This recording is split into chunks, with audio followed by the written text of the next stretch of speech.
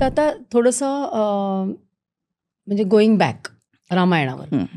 तर मी असं एक वाचलं होतं की काकभूषुद्धी नावाचा एक शापित असा रामभक्त होता आणि तो एक फोर्थ डिमेन्शन क्रिचर होता. म्हणजे तो काक होता, हं. कावळा कावळा होता होता. आणि he was beyond time and space. आणि असं म्हटलं जातं की because he was beyond time and space त्याने खूप सारी रामायणं आणि महाभारतं बघितली. तर आता मला स्वतःला फक्त वाल्मिकी रामायण माहिती आहे. बरोबर. परंतु असं नंतर वाचनात आलं आणि तुमच्याशी बोलताना पण मला ह्याचं थोडंसं क्लॅरिफिकेशन हवं आहे की प्रत्येक देशामध्ये सुद्धा रामायण आहेत. लोकपरंपरेनुसार निरनिराळ्या राज्यांमध्ये पण त्याची अनेक व्हर्जन्स आहेत.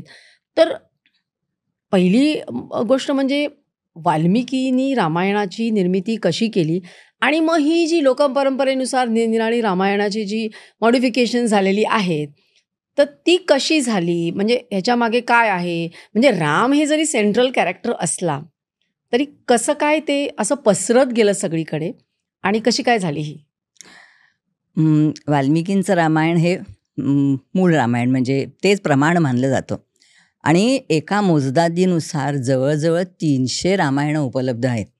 म्हणजे भारताच्या प्रत्येक राज्यामध्ये त्यांचं लिखित परंपरेतलंच मी सांगते रामायण आहे. लोकपरंपरा तर आहेतच वेगळ्या, आख्यानं, प्रवचनं, पुराणं किंवा गोंधळ, भारूड ह्यामधनं रामकथा प्रवाहित होत आलेलीच आहे. त्याच्याशिवाय आदिवासींची गीतं आहेत, स्त्रियांची गीतं आहेत आणि लोकपरंपरेतनं आलेली गाणी त्याच्यामधनं तर आहेच. पण लिखित परंपरा जरी आपण बघितली तरी भारताच्या प्रत्येक राज्यामध्ये म्हणजे आपल्या महाराष्ट्रामध्ये एकनाथांनी भावार्थ रामायण रचलेलं आहे. पूर्वेकडे आसामचं माधव कंदलीय रामायण आहे, कृत्यवासाचं बंगाली रामायण आहे, ओडिसाचं जगमोहन रामायण आहे, गुजरातमध्ये गिरीधर रामायण आहे आणि साऊथकडे दक्षिणेकडे गेलो की तिथे कंब रामायण आहे, पंप रामायण आहे, रंगनाथ रामायण आहे तेलुगूमधलं. अशा प्रत्येक राज्यामध्ये आपल्याला रामायणाच्या परंपरा पाहायला मिळतात आणि मूळ वाल्मिकींच्या रामायणापासून प्रेरणा घेऊन आपल्या आपल्या भाषेचं दालन समृद्ध करावं. आपल्या एतद्देशीय लोकांना या रामायण कथेच्या रसास्वादापासून वंचित आपली लोक राहू नयेत म्हणून मग त्यांनी आपल्या आपल्या प्रादेशिक भाषांमध्ये सामान्य जनांसाठी ती सगळी रामायणाची गंगोत्री आपापल्या राज्यांमध्ये आणली. आणि तसं करताना अर्थातच काय होतं की कवी हा तिथल्या एका परंपरेचा भाग असतो किंवा तो काही समाजाशी फटकून राहू शकत नाही. त्यामुळे त्या समाजाच्या ज्या काही परंपरा असतात, विधी असतात किंवा दैवतकथा असतात, पुराकथा असतात, त्याचं पण मिश्रण घट भर अशी ती होत राहते आणि त्याच्यातनं रामायणाच्या नवीन नवीन नयनमनोहर अशा अगदी अद्भुत वाटतात. म्हणजे तो कधी तो वास्तव घेतो, तर कधी कल्पित घेतो, असं काहीतरी करत त्या सगळ्या रामायणांच्या आवृत्त्या आपल्या भारतभर आपल्याला पाहायला मिळतात.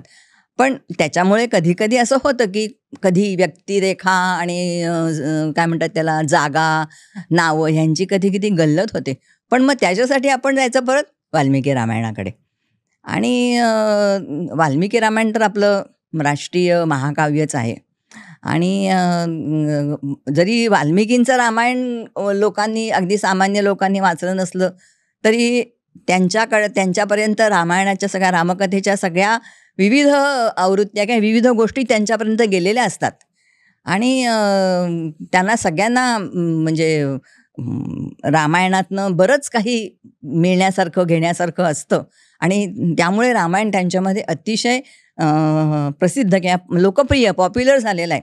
आता तुम्ही मगाशी मला विचारलं की वाल्मिकींनी रामायणाची रचना केली तर त्याचं काही कारण झालं का, किंवा ते रामायणामध्येच वाल्मिकी रामायणाचा सुरुवातीला त्यांनी ते म्हटलेलं आहे की तुम्हाला मी बोलले का की कधी वाल्मिकी एकदा तमसा नदीवरती स्नानासाठी गेले असताना येताना त्यांना एक क्रौंच पक्षाची जोडी झाडावरती विहार करताना दिसली आणि अचानकपणे त्यातल्या एका पक्षाला व्याधाचा बाण लागला आणि तो जमिनीवर खाली पडला आणि तो पडल्यानंतर त्याच्या मृत्यूनंतर त्याच्या पत्नीने किंवा त्याच्याबरोबर जी दुसरी होती तिने इतका करुण विलाप केला की तिचं ते रडणं किंवा तिचा तो विलाप ऐकून वाल्मिकींच्या तोंडातून अगदी नकळतपणे किंवा उत्स्फूर्तपणे एकदम एक श्लोकवाणी बाहेर पडली.